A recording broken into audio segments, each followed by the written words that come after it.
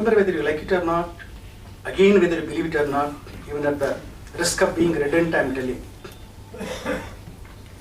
We are living in a world where cosmic communism mercilessly exists. Cosmic communism.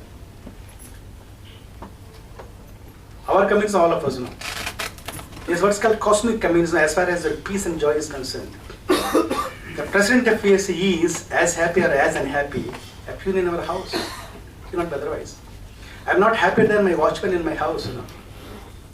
Watchman is as unhappy as I am. His BP is same. Sugar level is same. Body temperature is 98.4. Joy level is also same. The simple logic is, if all of us happen to be glorious children of God, there cannot be any discrimination. For example, you have 100, let us say 100 children. Don't you love equally? Don't you distribute your wealth equally? If you think we are all God's children, if you think joy or happiness is the greatest wealth available, naturally it gives us equally to all of us. A president of PSE cannot be happier than you are. His BP cannot be different. He too becomes old, we too become old, he too falls in, we too fall in. So, this is okay, don't think I'm trying to be poetic slightly or trying to be too humble. It's not humility, it's a reality. I'm not anything that you are not. We're all just co-travelers. Because that we are not aware of the fact that it's what is called cosmic communism, we appear to be like that. In my old school days, we used to have fair on every Saturday, some jatra every year in December. There, on some cotton, there are so many toys. It goes on selling. Anything, 5 rupees used to say. Buy anything, 5 rupees. But for a child's mind, all the articles exhibited on the cart appear to be different. They seem to have different values. But he knows everything is same. For example, there is a small statue made of gold, 1 tola. This is Buddha statue. That is God's statue. The Gandhi statue, God's statue. Each 1 tola. For goldsmith value is same. For you it's different. Gandhi, God said, dramatically necessitated opposites, apparent opposites. There can't be an opposites in the universe. There are only misunderstood synonyms. Apparents, antonyms are apparent because they are necessary. God has created birth and death, sunrise, sunset, valley and peak, tears and smiles. So therefore, this is what is called communism. Go to a goldsmith, same rate. Sir, this is the statue of Gandhi, give me the gold. No.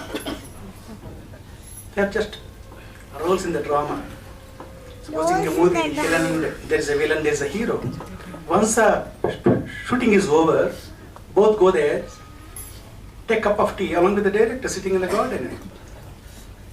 Like a lump of gold, when broken into 2 pieces, with one lump you make a shield, with the other a sword. One strikes, the other protects. Where? In the battle. Once the battle is over, don't you throw both of them into a corner where they lie there hugging each other? So are we. In the divine drama, these dualities are necessary. Both are necessary, good and bad. Teardrop and smile. If you're very clear about it, 90% of our questions disappear.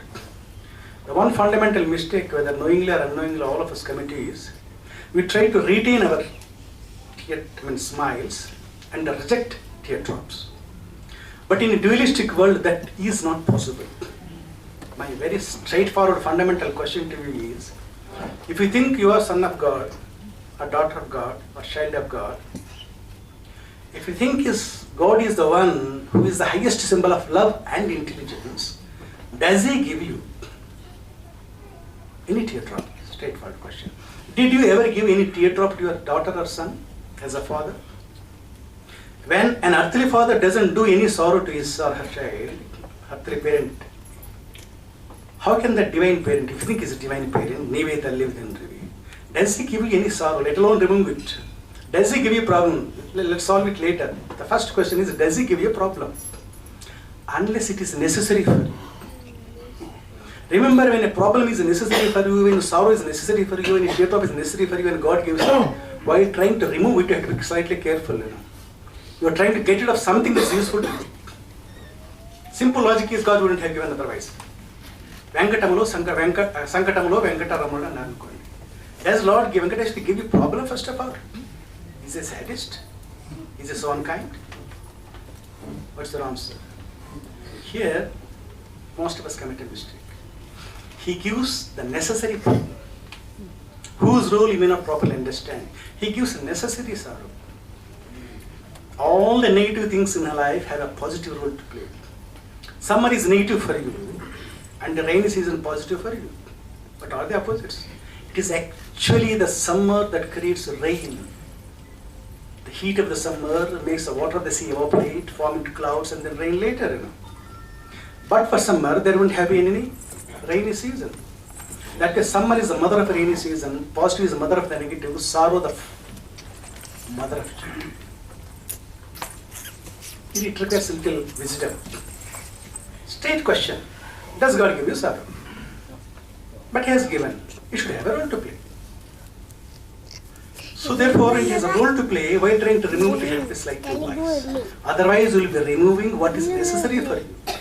Once you take away summer, there can't be any rainy season. Once you take away valley, there cannot be a peak also. Between two peaks, there exists a valley. Between two sunrises, there is sunset. Between two sunsets, there is sunrise. Sir, I want only sunrises, no sunset. Impossible. I want two peaks, no valley in between. Impossible. It is valley that actually creates the peak. So is the role of our sorrow and role of a problem in our lives. So therefore, a wise person, while trying to get rid of a problem, he loves a problem. While trying to get rid of sorrow, he loves sorrow because he has given. Anything Father has given is worth hugging, worth loving, worth embracing. So therefore, if you want to escape tears, embrace tears. Does it make sense? It's slightly paradoxical, This is realism. If you want to escape tears, embrace tears. If you want to escape summer, embrace summer. Bear summer joyously. Once you are aware of the fact summer is a source of rain, it is easy for you to love summer and bear summer. Once you are aware of the fact sorrow can be a source of joy, it is easy to bear sorrow, easy to fall in love with sorrow. So ultimate height of spirituality is the ability to fall in love with tears. Teardrops are the transcendental dewdrops of your life. Teardrop is like a pregnant lady carrying the babies of smiles inside her womb. Wise man knows, hiding behind the hot shell of a teardrop, that sweet cold water called joy. That's what a wise man does. So therefore, when you ask God to solve your problem, be slightly careful. You go to Tirupati, Swamiji, remove the problem. First of all, did I give you problem?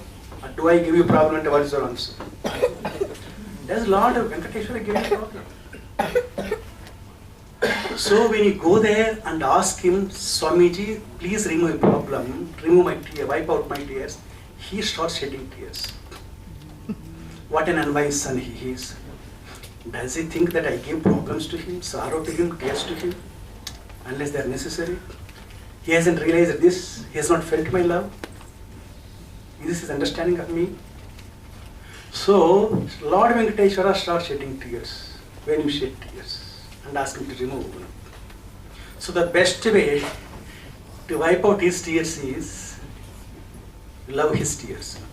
Tears that sent to you. The best way to make Swamiji happy, Lord Balaji happy, is love your unhappiness. Difficult. Reason? Happiness is given by him.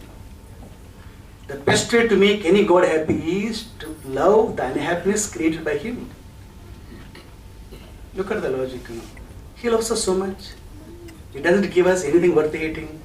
There is a reason. So once you start loving your tears, the moment you start loving your tears, teardrop begins to disappear. Like a dewdrop dancing on the lotus leaf in the sunshine. The moment the rays of the sun begin to caress the dewdrop, it begins to disappear. While dancing, it disappears. So finally, spirituality is the ability to fall in love with the teardrop ecstatically, not reluctantly, remember, ecstatically. He knows the value of a teardrop. Like a real diamond is not that shining, unlike our artificial diamond. It shines in the darkness. It's a beautiful line.